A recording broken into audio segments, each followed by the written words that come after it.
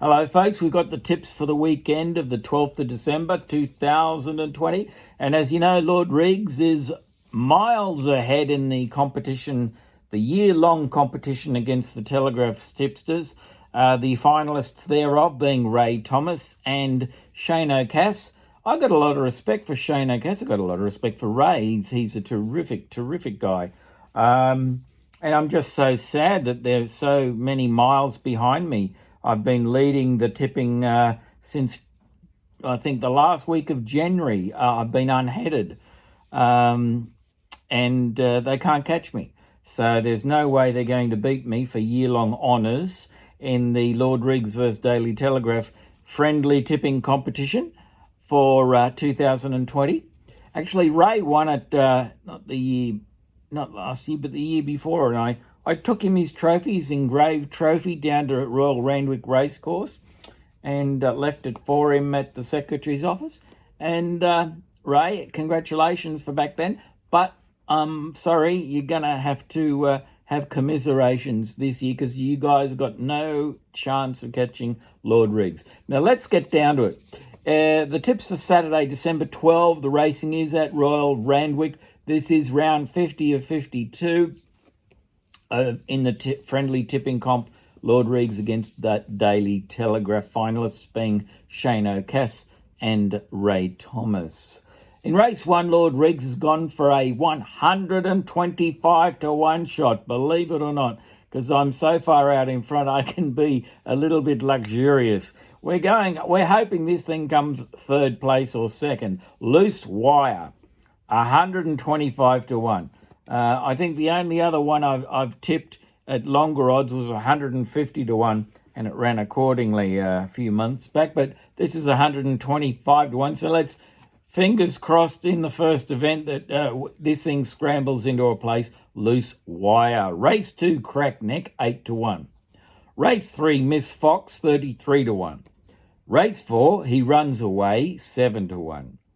Race 5, Collier Bay, 14 to 1. Race 6, 3 Ood, 5 to 1. Race 7, In and Up, one of the horses I've been following loyally this past few months, 7 to 1. And here's the big news of the day, ladies and gentlemen.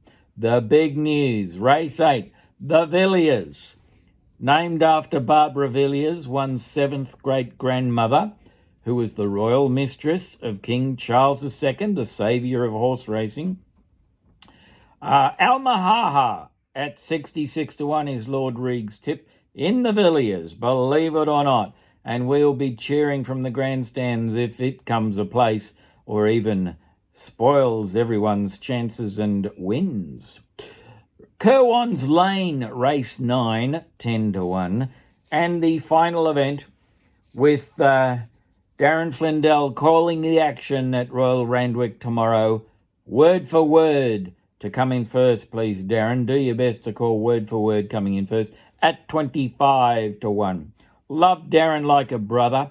And boy, he was good in Hong Kong. He did a lot of good for... Actually, Australian race callers are the best in the world. If you listen into Singapore, sometimes you'll hear we've got an Australian caller over there. And in some parts of America too, we've got Australian race callers. And it's chalk and cheese, ladies and gentlemen.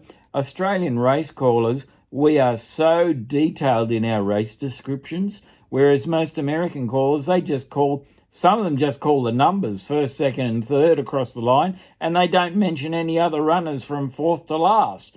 And you got to feel sorry for the connections of all those horses because they put so much time and effort into getting them to the track, then they have to overcome niggling injuries. Sometimes they've got to strap them up. They've got to prepare them with blinkers or nose bands or whatever, and they've got to go to a lot of trouble sometimes to line up a good jockey. And then they cross the line, and the American race callers, they don't even mention them if they don't come better than fourth.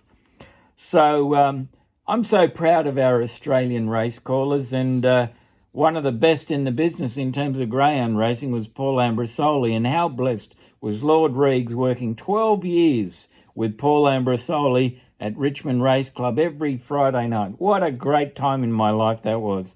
I miss those days. I miss Johnny Varley, the secretary there. He's passed in recent years, sadly, but Johnny Varley was like a dad to me. I was the promotions manager and media liaison officer at Richmond. And the days when we'd get 1,500 people to the racecourse for Richmond Derby nights. And Richmond Oaks. And I last worked there in 1986 and went out on a high when National Lass broke yet another track record there. And what a great bitch she was, National Lass. She could win over 500 metres, then 700 metres.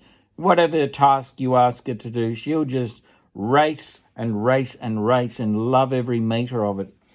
But they were in the days where Richmond was a grass track, and sadly now it's a loam track with along with so many other sandy tracks. Anyway, enough from Lord Reags. We're coming up to, what is it now? 6 minutes. So good luck in your responsible gambling over the weekend. Recommend you only have, say, $20 to win, $80 to place each race on those selections, because if 2 or 3 of them do okay, you'll get all your money back for the whole day. That's the rationale. And good luck to Ray Thomas and good luck to Shane O'Cass. You won't catch me, though. You can't catch Lord Reags, because as we all know, Lord Reags is the world's best value horse racing tipster since 1972. Good luck on Villiers Day.